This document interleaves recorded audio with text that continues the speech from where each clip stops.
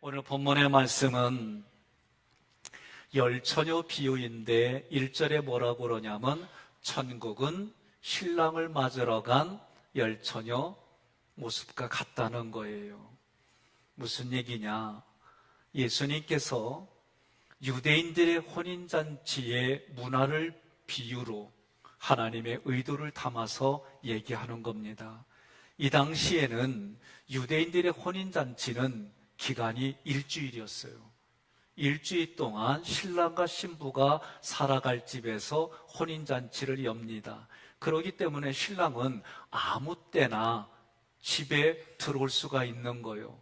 그런데 신랑이 올 때는 항상 한 사람이 앞서서 이야기를 합니다. 보라, 신랑이 왔습니다. 맞이하십시오. 이렇게 꼭 외치게끔 되어 있어요. 밤에 올 경우를 대비해서 신부 측에서 10명의 들러리를 세우는 겁니다. 밤에 오니까 그 등불을 들고 나가서 길을 비춰주는 거예요. 신랑이 들러리의 얼굴도 보고 알게 돼요. 아하, 누구인지 아는 거예요. 이런 문화적인 배경을 가지고 마지막 때 일어날 일들을 이야기하고 혼인잔치가 지금 내가 누리고 있는 신앙생활임을 가르쳐주는 거예요. 그 신앙생활이 지금이 미래의 어느 때에 그날과 조우하는 거예요. 하나님은 정하셨어요. 우리는 알지 못해요. 그러나 그 하나님의 재림은 오늘 우리에게 마지막 심판이 될지 시상식이 될지 알지 못하지만 그렇게 오는 거예요. 거기에 우리는 지금 깨어있는 시간과 하나님의 우리에게는 미래이지만 하나님의 시간이 만나는 그날, 그날이 신랑이 오는 날, 그날이 예수님이 재림하는 날, 그것이 오늘 말씀을 통해 나의 지금 신앙생활을 점검하고 믿음 생활을 하라는 거예요. 이유는 왜요? 깨어 있어야 되는데, 깨어 있어야 준비되고 있어야 구원받기 때문에 그렇습니다. 여러분과 저는 신랑이신 그리스도와 신부인 믿는 자들과 신부인 교회의 결혼을 주님의 재림으로 일어나는 혼인잔치로 묘사한 거예요. 마지막 때 여러분과 제가 등불을 잘 준비해서 나의 신랑으로 재림하시는 예수 그리스도를 맞이하는 신앙생활 하시기를 주님의 이름으로 권면하며 축복합니다. 1절에 그때의 천국은 마치 등을 들고 신랑을 맞으러 나간 열처녀와 같다 그랬어요. 조금 전에 말씀드린 것처럼 그때는 지금 내가 신앙생활 잘하는, 준비돼서 깨어있어 그런 신앙생활, 그리고 예수님이 재림주로 오는 그날을 말하는 거예요. 10명의 모습은 같아요. 오늘 우리가 신앙생활을 하는데 겉모습 갖고 평가할 수는 없습니다. 저도 그래도 근거를 대야 되기 때문에 직분을 주고 중요한 교회의 요소에 여러분들을 세울 때에 그래도 내 눈에, 그래도 내 귀에, 그래도 다른 사람들의, 그래도 하나님 앞에 기도하며 세워가지만 온전하지는 않아요. 겉모습은 똑같아요. 10명의 모습은 지금 똑같습니다. 예수님이 재림할 때 그 모습들이 다 드러나는 거예요. 시편 119편 105절에 주의 말씀은 내 발의 등이요 내 길의 빛이다 그랬어요. 오늘 지금 등을 저는 주의 말씀으로 해석합니다. 신랑은 예수 그리스도입니다. 등을 들고 말씀을 들었다는 얘기는 그 말씀을 적극적으로 받아들여서 내 삶의 근거가 되고 기준이 되고 그 말씀이 나의 힘이 된다 그 얘기예요. 열처녀 1명, 2명, 10명을 말하는 걸까? 이때 10명은 우리가 창세기 18장에 보면 아브라함이 누구를 만나냐면 천사들을 만나요. 50명이 있으면은 제약된 도시를 구원해 주시겠습니까? 그리요. 20명이 있어도 그리요. 10명이 있어도 그래. 나 같으면 1명 있어도 살려줄 거예요. 이렇게 물어볼 텐데 10명이요?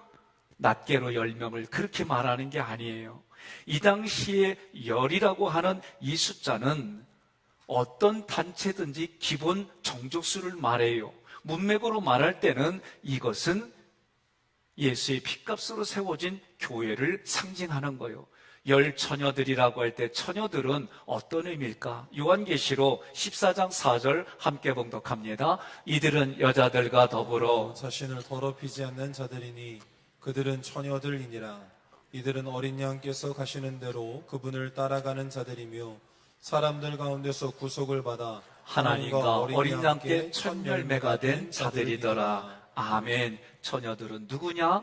어린 양이신 예수 그리스도가 있는 곳 어디든지 따라다니는 이들을 말하는 거예요. 지금 열처는 어디에 있냐면 혼인잔치에 있습니다. 이미 준비된 혼인잔치 안에 있어요.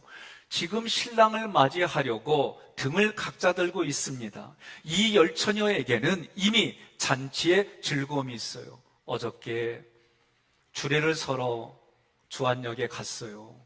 갔더니 저는 먼저 오늘 결혼식이 몇 건 있나 그거부터 봐요. 그런데 한 건밖에 없어요. 그러니까 저는 다음 식 때문에 마음이 쫓기지 않아요. 편안하게 주례를 섰어요. 그리고 복도에 가보니까 3층에 사람들이 와글와글 시끌시끌 벅적벅적 여기저기 흥겨운 모습들이에요.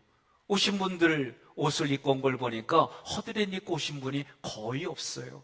다 얼마나 잘 입고 오셨는지. 양가 부모님을 보니까 신랑 신부보다 더 광을 냈어.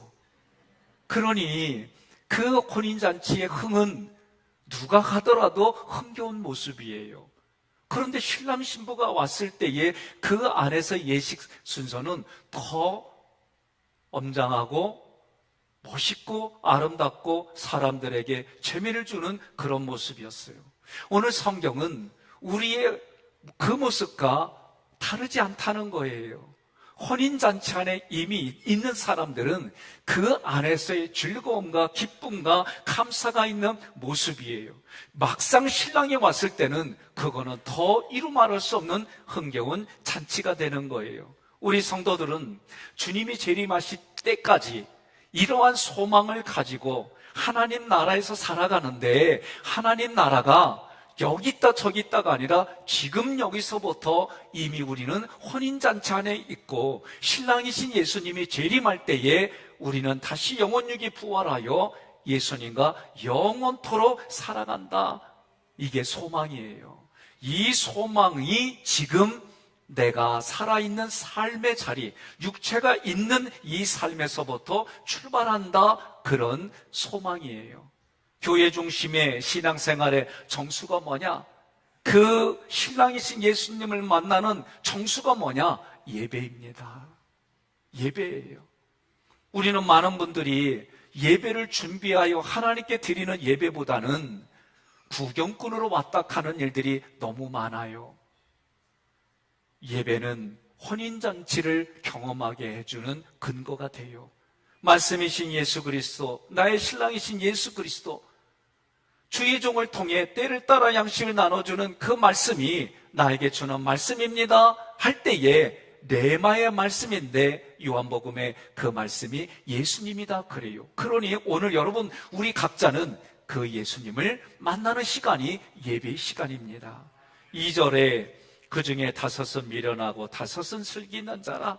성경에서 히브리인들에게 5라고 하는 숫자는 하나님의 은혜, 하나님의 기적을 상징해요.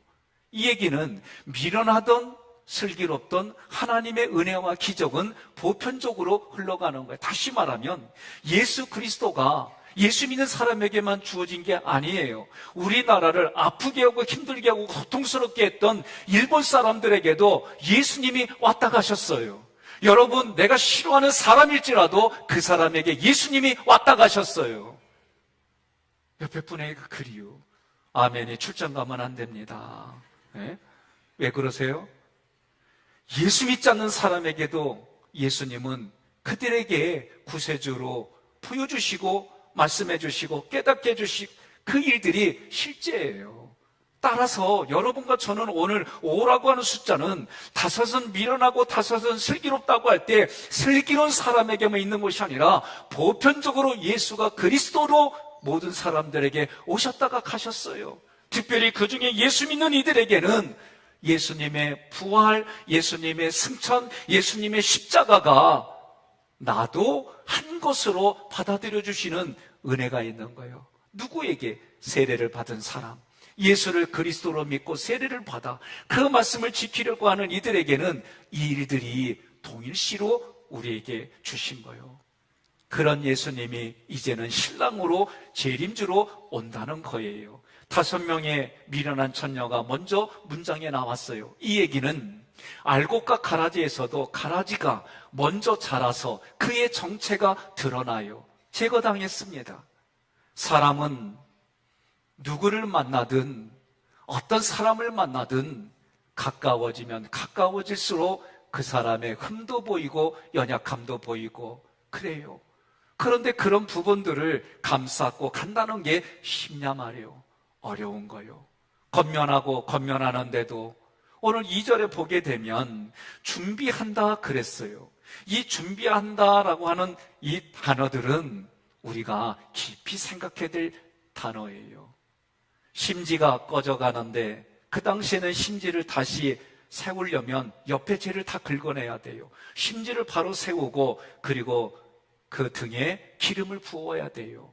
이러려면은 앞부분의 2절에서 미련하다 이 단어는 카살, 살찌다, 어리석다라는 단어에서 유래했어요. 예수님께 마음이 열려 있는 것이 아니라 세상에 열려 있어요. 세상에 열려 있으니까 분별력이 없어요. 분별력이 없는 모습이 미련하다라는 모습인데 이 모습은 자기의 생각으로 예수님의 재림을 준비했다는 겁니다. 성경의 말씀으로 권면해도 받아들이지 않고 자기 생각, 자기 감정, 자기 방법을 고집했다는 거예요.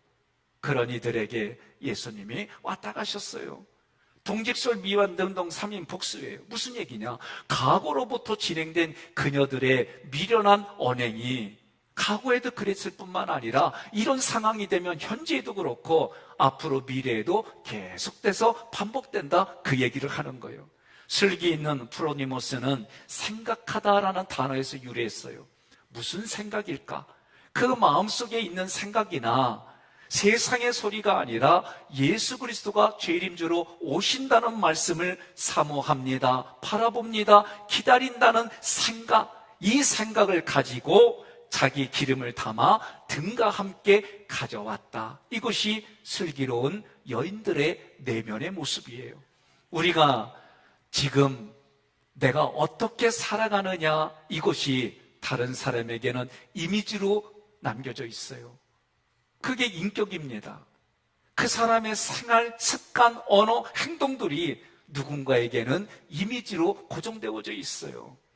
오늘 2절에서도 그렇게 고정되게 살아가는 사람들의 두 사람을 이야기하는 거예요.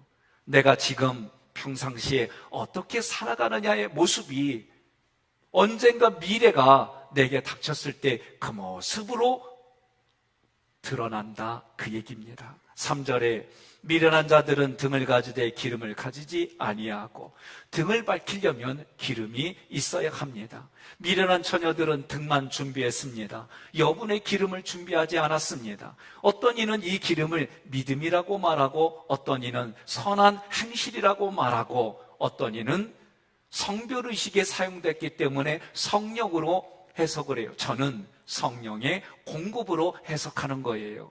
4절에 슬기 있는 자들은 그릇에 기름을 담아 등과 함께 가져갔더니 신랑이 늦어질지 모른다는 그 마음속에 여분의 기름을 준비했습니다. 이 모습은 주님이 언제 오실지 알 수가 없어요. 계속해서 알 수 없는 그날까지 주님을 향한 나의 신앙의 고백이, 나의 행위가 변하지 않는다는 거예요.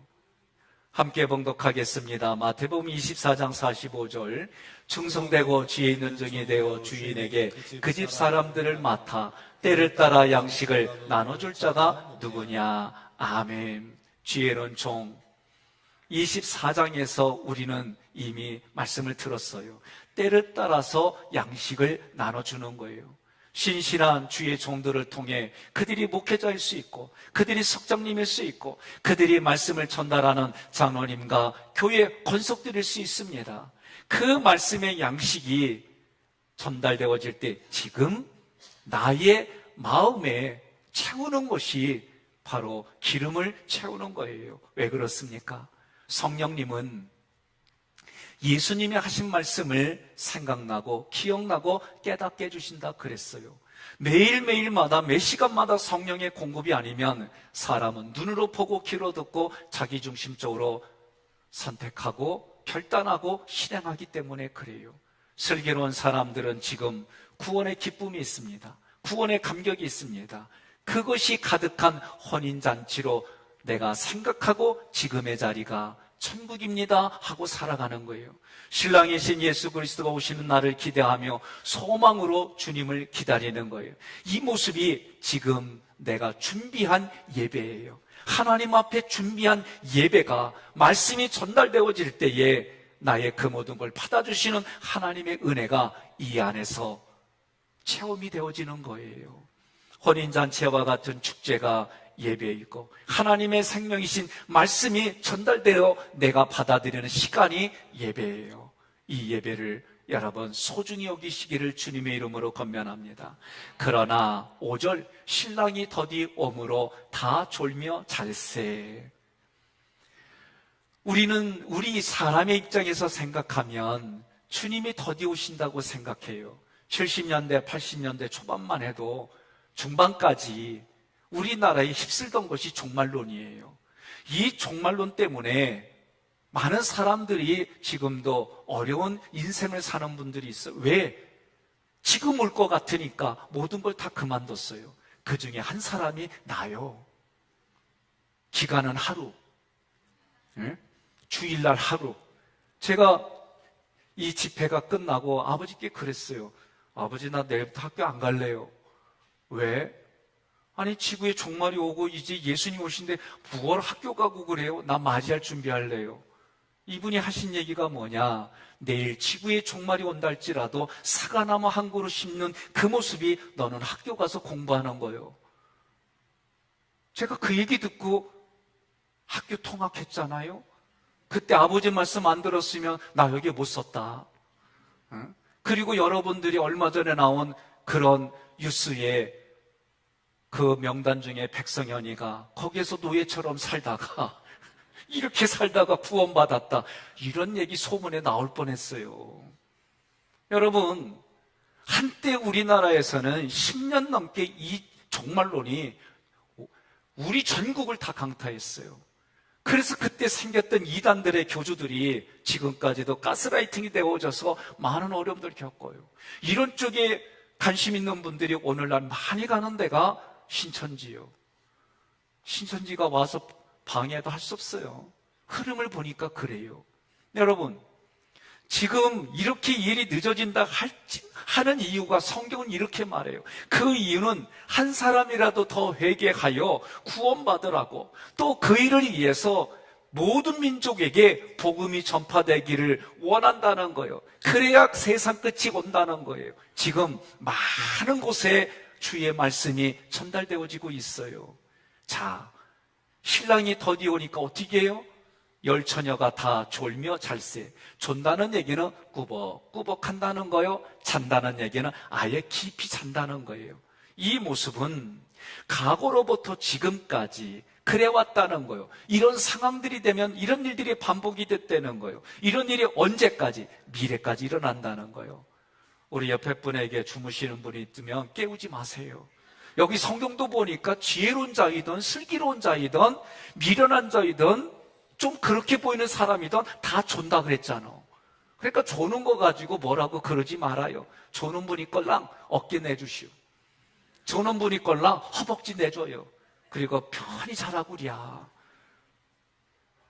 알아들으시기를 바랍니다.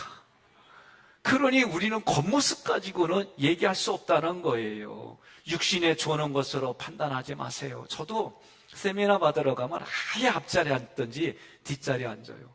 시간이 늦어갖고 앞자리에 못 앉으면 뒷자리에 앉습니다. 이유는 간단해요. 졸음이 와요. 특히 월요일 날은 너무 힘들어요.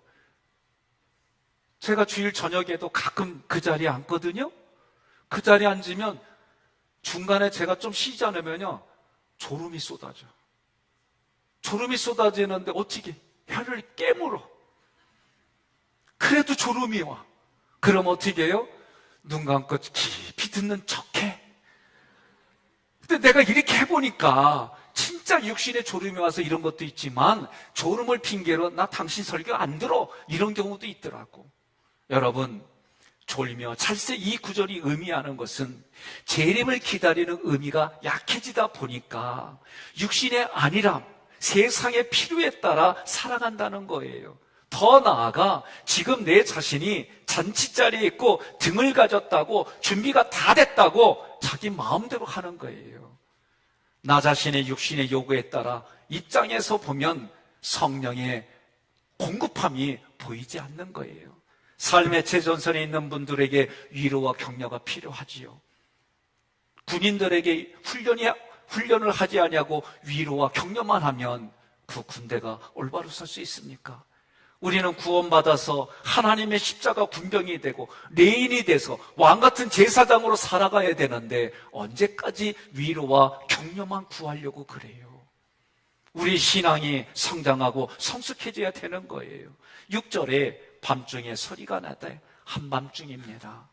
성도들이 흑암에 취해서 예수 그리스도의 빛을 보지 못하고 깊이 잠들어 있는 거예요.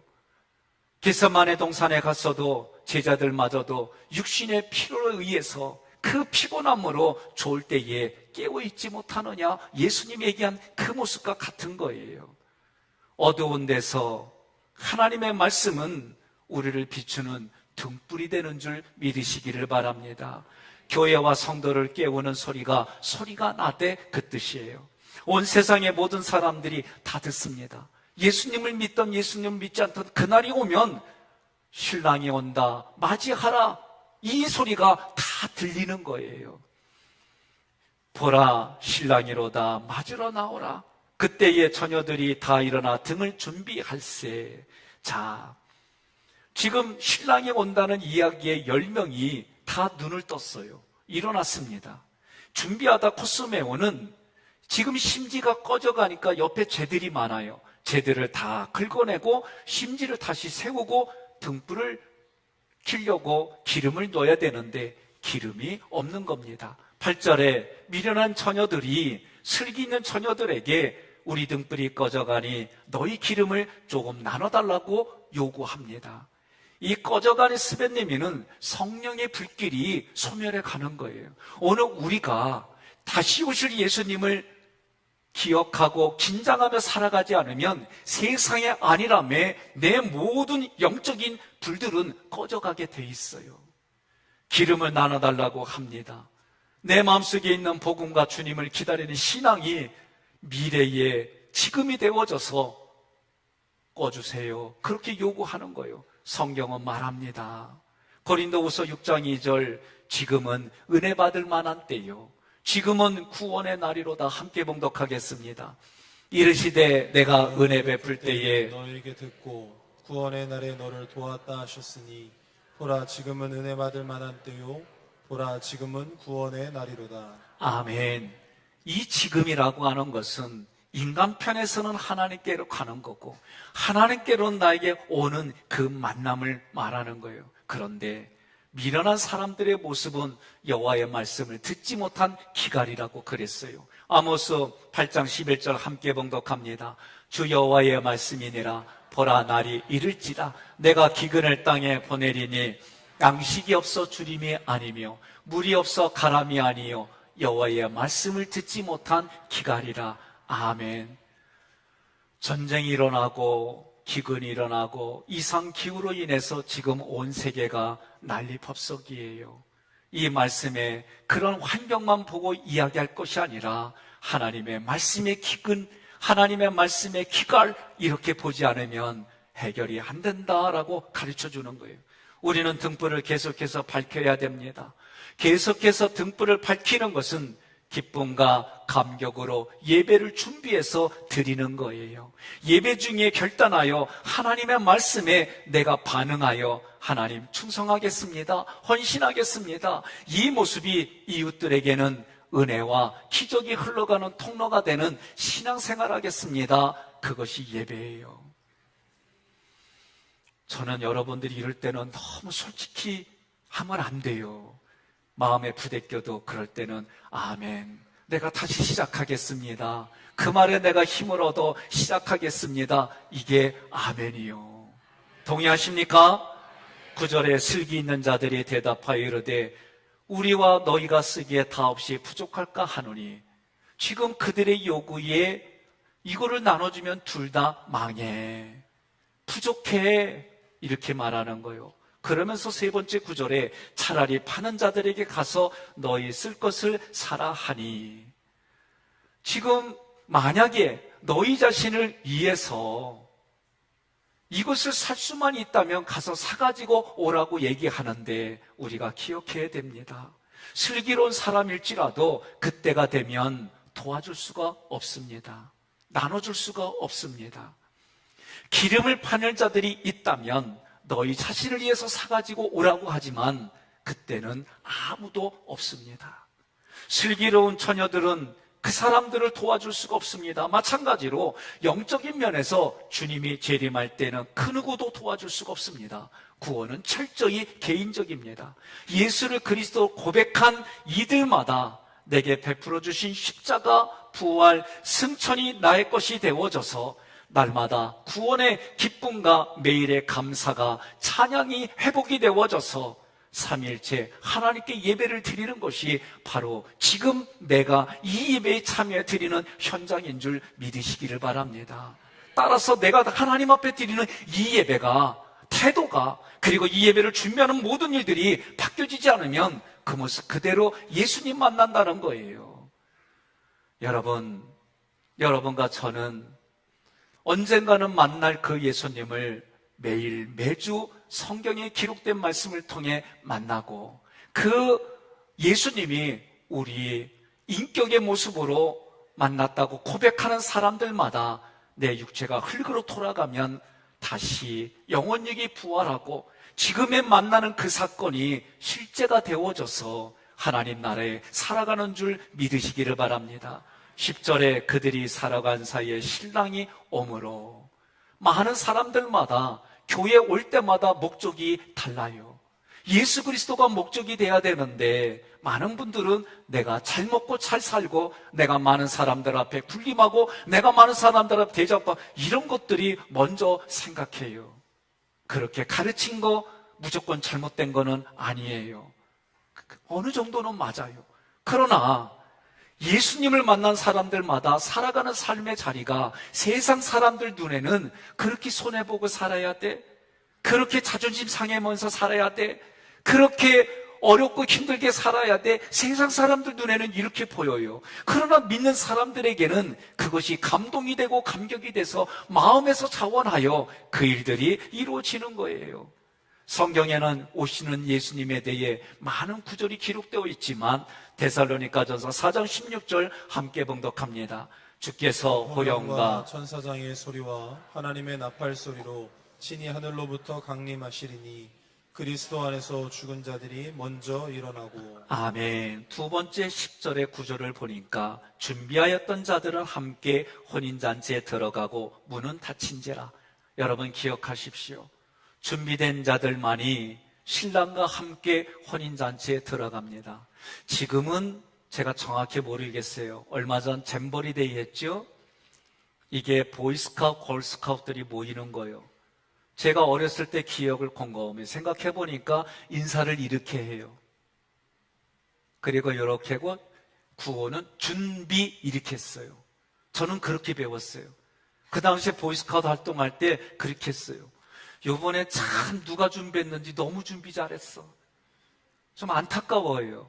그래도 최선을 다한 우리나라 참 백성들 대단해요. 정부와 나라가 그리고 국민들이 하나가 돼서 많은 부분들을 그렇게 했어요. 여러분, 오늘 성경 구절에서도 준비하였던 자들은 함께 신랑과 함께 혼인잔치에 들어가고 문은 닫혔다 그랬어요. 이 유대인들은 신랑이 오고 손님들이 다 들어오면 문을 걸어 잔 거예요. 이게 문화예요. 왜? 그 안에 사람들을 지키려고, 그 안에 사람들이 누리는 그것들을 방해받지 않으려고. 오늘 이런 것들을 가져다가 사용하는 분들이 우리나라에 있어요. 연예인들이 그래요. 이건 내가 그냥 갖다 붙인 거요. 누구에게 방해받기 싫다는 거예요. 자기들이 선택한 지인들만 와서 하는 거예요. 예수님도 마지막 때에 예수님을 신랑으로 고백하는 사람들만 그렇게 천사들을 보내서 데리고 오겠다는 거예요. 그러면 이런 것들을 누가 준비시켰느냐? 고린도후서 5장 1절로 5절을 같이 봉독합니다. 이런 것을 우리에게 마련해 주신 하나님은 그것에 대한 보증으로 우리에게 성령을 주셨습니다. 아멘. 하나님이 계획하고 하나님이 운행하고 하나님이 열매를 맺게 해주신다는 거예요.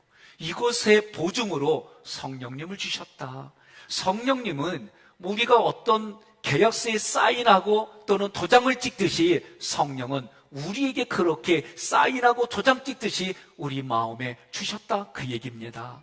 문은 닫는 것은 그 유대인들 동방에서는 관습이에요. 손님들이 모두 도착하면 문을 닫아버린 것처럼 구원의 문은 항상 열려 있지 않아요. 내 육신이 있는 동안만이에요. 내 육신이 있는 동안만 회개의 기회가 있어요. 언제까지 제공되지 않습니다. 내 육신이 살아있는 동안 우리에게 회개와 구원의 기회가 있는 거예요. 여러분과 제가 곧바로 깨달아져요. 그러면 회개하면 신기한 일이 일어나요. 삭개오가 어떻게 했어요? 그 예수님을 만나고 나니까 어떻게 했어요? 지금도 자기가 그렇게 회개하고 거기에 마땅한 행동을 했지만 나중에 자기가 도적질한 것이 생각이 나면 그 당시에 율법의 관습대로 4배를 더해서 갚겠다는 거예요. 여러분과 제가 오늘 하나님의 말씀이 임해지면 그 말씀이 다음해가 아니에요. 지금이에요. 지금 그렇게 하겠다는 거예요. 11절에 그 후에 남은 처녀들이 와서 이르되 주여 주여 우리에게 열어주소서. 남문으로 번역된 로이프스는 뒤에 남겨진 그런 뜻이에요. 사도 바울은 이 형용사를 사용할 때 어떤 사람들에게 썼느냐? 구원받을 소망이 없는 사람들, 예수 그리스도의 재림을 기다리지 않는 사람들, 영적으로 잠들어 있는 사람들, 그들을 가리킬 때 이 단어를 썼어요. 본문에서도 이와 같은 의미를 함축했어요. 혼인잔치를 제대로 준비하지 못한 미련한 5 처녀들은 구원받을 소망을 상실했다는 거예요. 영적으로 죽었다는 거예요. 그들에게는 문이 닫혔습니다. 왜냐하면 예수님이 하시는 말씀이에요. 나는 너희를 알지 못한다. 분명히 성경은 주여 주여 내가 이런 일을 했습니다, 그렇게 기록되어 있어요. 마태복음 7장 21절 함께 봉독합니다. 마태복음 7장 21절. 나더러 주여 주여 하는 자마다 다 천국에 들어갈 것이 아니에요. 다만 하늘에 계신 내 아버지의 뜻대로 행하는 자라야 들어가리라. 22절. 그날에 많은 사람이 나더러 이르되 주여 주여 우리가 주의 이름으로 선지자 노릇하며 주의 이름으로 귀신을 쫓아내며 주의 이름으로 많은 권능을 행하지 아니하였나이까 하리니. 23절. 그때 내가 그들에게 밝히 말하되 내가 너희를 도무지 알지 못하니 불법을 행하는 자들아 내게서 떠나가라 하니라. 아멘. 분명히 겉으로 볼 때는 사역을 했어요. 하나님이 기뻐할 만한 사역이에요. 하나님이 기뻐할 만한 일들을 했음에도 불구하고 예수님이 뭐라고 그래요? 알지 못한다는 거예요. 그러니 오늘 우리가 심리학으로 공부하면 저 사람은 새벽형 인간이야, 그래서 새벽기도 잘할 수 있어요.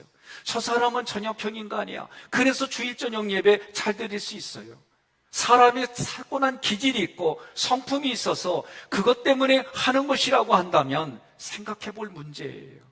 내가 마음과 정성과 뜻을 모으지 아니하면 하나님은 이렇게 말할 수 있는 거예요. 여러분과 제가 아무리 열심히 설교하고 그런 사역을 했다 할지라도 저도 하나님이 나 너 모른다 그럴 수 있다는 거예요. 이런 생각만 해도 나는 긴장이 되는 거예요. 그러니 하나님이 두렵고 두려운 하나님 앞에 내가 어떻게 살아야 될지 매일 저녁마다 고민 안 할 수가 없는 겁니다. 12절에 내가 너희를 알지 못한다 그런 것처럼 여러분과 제가 깨어 있어야 됩니다. 13절 함께 봉독합니다. 그런즉 깨어 있으라 너희는 그날과 그때를 알지 못하느니라. 아멘. 주님은 결론적으로 13절 말한 거예요. 그런즉 우의접속사입니다.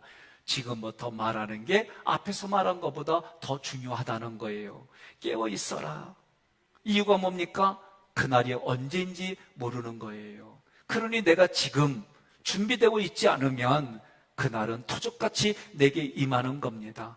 주님이 이 말씀하셨을 때는 의미가 뭡니까? 자기의 말씀을 듣고 있는 사랑하는 제자들이지 않습니까? 자기를 따라가는 그 사람들을 그 하늘나라에서 같이 만나자는 거예요. 제가 이 말씀을 좀 더 드리고 싶어요. 신방 갔을 때 어느 권사님이 이런 대답을 했어요. 제가 그때 그런 질문을 했어요. 권사님, 다음에 태어나도 남편 지금 장로님하고 사실 거죠? 그랬더니 아멘. 그러길래 나 이 얘기는 임지라는 게 처음 들어. 그래가지고 내가 그분한테 어쩐 일이냐고, 다들 한번 생각 좀 해보겠다고 그러든지 다른 환경에 살아보고 이러는데 권사님 참 대단하십니다. 그랬더니 하는 얘기가 뭐냐면 그놈한테 익숙했는데 또 딴 놈한테 못 익숙해. 제가 같이 웃었어요. 다 똑같아요. 누구든지 다 똑같아요. 성경은 이거를 가감없이 익숙해지면 시집내는 우리 속사람이 다 똑같아요. 그런데도 왜 그래요? 내가 자녀가 됐던, 나의 사랑하는 사람이 됐던, 내가 아끼는 사람이 됐던 마음과 정성을 쏟으면 그대로 같이 가면 좋은데 그렇지 않으면 더 마음이 아픈 이유가 사랑했기 때문에 아픈 거예요. 옆 사람한테 인사합시다. 당신 때문에 아파 그러세요. 네?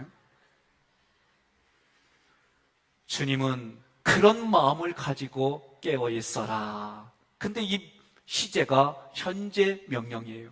지금 깨어 있어라. 지금 깨어나야만 주님의 재림을 준비할 수 있다 그 말이에요. 데살로니가전서 5장 5절로 6절 함께 봉독합니다. 너희는 다 빛의 아들이요 낮의 아들이라. 우리가 밤이나 어둠에 속하지 아니하나니 그러므로 우리는 다른 이들과 같이 자지 말고 오직 깨어 정신을 차릴지라. 아멘. 우리는 지금 깨어 있어서 기름을 준비할 때입니다. 주님의 말씀으로 우리에게 오셨습니다. 주님의 말씀은 생명입니다. 주님의 말씀은 영입니다. 그 말씀이 우리 각자를 살려주십니다. 살려주시는 그 말씀이 주의 종을 통해 내게 충분히 채워져야 합니다. 지금 채워지면, 생명의 말씀이 지금 내게 충분히 채워지면 기쁨이 넘칩니다. 감사가 넘칩니다. 그 모습이 마치 혼인잔치와 같습니다. 여러분과 제가 살아가는 삶의 환경이 바뀌지 아니할지라도 이 자리는 하나님이 내게 허락하신 혼인잔치, 천국이고 예배의 자리고 내가 지금도 예배자로 살아갑니다. 그런 고백으로 함께 살아갑시다. 주님이 재림하시는 그날까지 혼인잔치 안에 살아가시다가 우리 모두가 육신이 흙으로 돌아갔지만 다시 부활시켜 주시는 하나님과 영원토록 살아가는 그 나라에서 지금 만나십시다.